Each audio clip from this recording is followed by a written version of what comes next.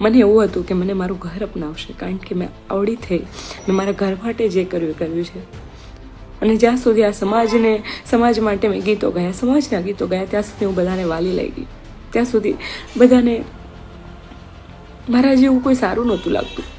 અને આજે જ્યારે એક દીકરી પોતાના માટે કંઈક વિચારે છે, એવી એક દીકરી પોતાના, મારા ઘરમાં નથી એવો માહોલ, એટલે મેં ઘરે ના કીધું અને મારે આ પગલું ભરવું પડ્યું.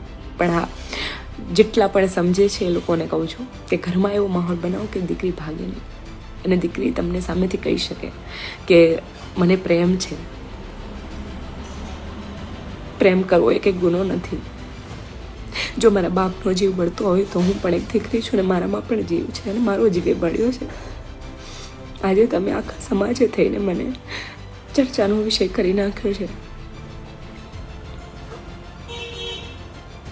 જે લોકો મોટા જે લોકોથી થોડીક ઉમ્મીદ હોય છે, એ લોકો પણ આજે ન સાંભળી હોય, જે લોકોને વાતની ખબર જ નથી, એવી વાતો કરે છે. જ્યારે હું પટેલ સમાજમાં પરણીને ગઈ હોત અને એ દીકરો મને હેરાન કરત તો પટેલ સમાજ આવત? પટેલ સમાજનો દીકરાને તમે લોકો આવી રીતે જ વાતો કરત? કેટલી દીકરીઓ એવી છે કે જે પટેલ સમાજની અંદર પણ હેરાન થાય છે. ત્યાં જઈને વાતો કરો. હું ખુશ છું અને મારું જીવન છે,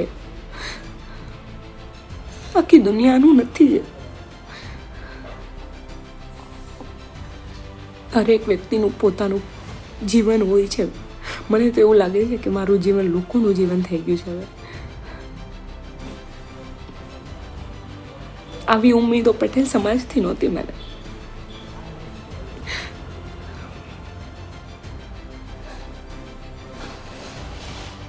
બની શકે ને તો કોઈ પણ દીકરીને આવી રીતે હેરાન ન કરતા તમે. તમારા ઘરે પણ દીકરી છે. જય માતાજી.